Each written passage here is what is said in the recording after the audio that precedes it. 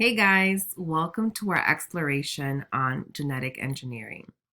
So in this lesson, you will be creating a flowchart and you have to decide whether selective breeding or genetic engineering is responsible for the larger tomato.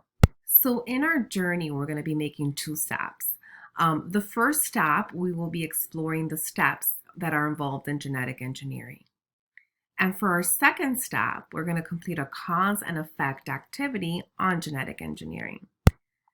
So, welcome to my market. I love shopping here. It's located in Washington Heights, and I always shop with my bestie, Justin. Um, Justin and I have been friends since elementary school. We go way back. And Justin has a situation. So he goes to the local market in Washington Heights to grab some groceries to cook for dinner because he loves cooking. He's a chef.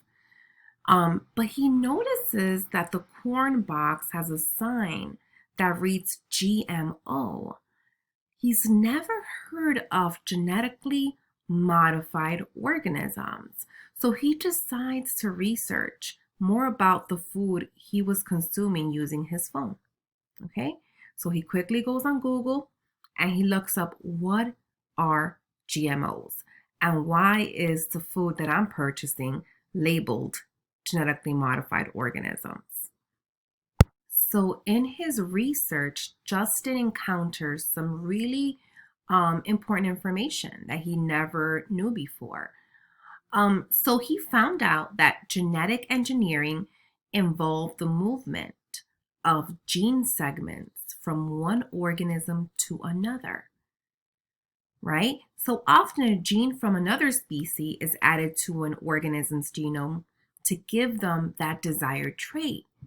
So if you have one organism with a trait that you really like, you're able to move the gene, right, that codes for that trait into a new organism. So, how is that even done, right? How is that even possible? So, let's take it step by step and look over the process of genetic engineering, starting with step one. So, for step one, the desired gene with a specific trait, right, and a bacterial plasmid is cut off, right? So this is usually done with an enzyme, a special enzyme. So I put the little scissor symbol so that you can link that to enzyme because enzymes are what cut those pieces up. So we cut our desired gene, right? And then we have a bacterial plasmid. That's step one. Step two is the desired gene and the bacterial plasmid are joined together, right? So you see our bacterial plasmid is here, but now it's joined with our desired gene, okay? Now the third step is the bacteria containing the desired gene reproduces quickly, right? So the desired gene can then be collected from the bacteria. And I think this is pretty genius because what we have is our own factory here. The blue gene, right? The gene color coded in blue is the one we want. And so for step three, we basically have a little factory in these bacteria where we're making many copies of this gene that we really like, right? And that's just amazing. Now for step four, the gene is inserted into the new organism's cell and it becomes part of its genome.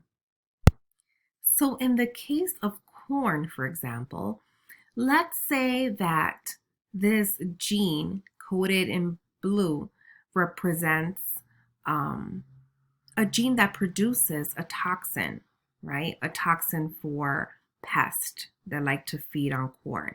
Well, I don't want these pests eating my corn, so I'm going to take this gene that's found in another organism that makes this toxin, and I'm going to make many copies of it, and I'm going to insert it into the new organism cell and grow some corn that is now resistant to this pest, right?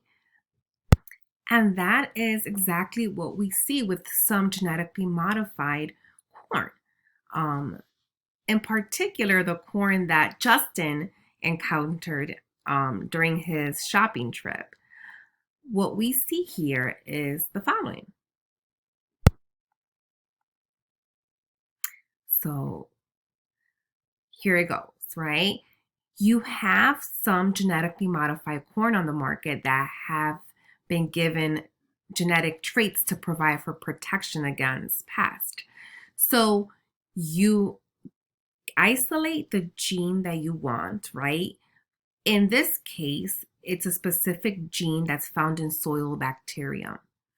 And this gene produces a protein that kills pest.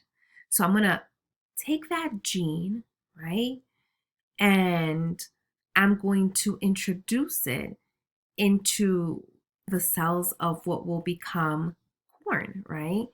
And now these new corn or this new corn strain is resistant to pest. So when the pest try to feed on it, they die, right? So prior to this happening, if you look to your left, you're going to see some corn that was infested with the pest. The pest used to feed on the corn and destroy the crops and drive the farmers crazy. But now, with the introduction of genetically modified corn, you have a corn that's resistant to these pests and turn out more like the picture on the right. So this is why it's so important to research and to look for information yourself so you can better inform yourself and make better decisions. So Justin, my friend, learned so much from his research, and he's going to keep digging a little bit deeper into genetically modified organisms. But now you have a better idea of what it means and a simplified picture of the process.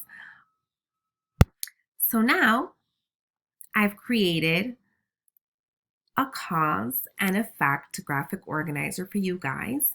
Now that you collected all this information with Justin and followed him on his journey to understanding GMOs, I want you to take a look at the corn on the right? It's GMO corn. And I want you to discuss the cause, right? The reason that this happened and what was the effect or the result, all right?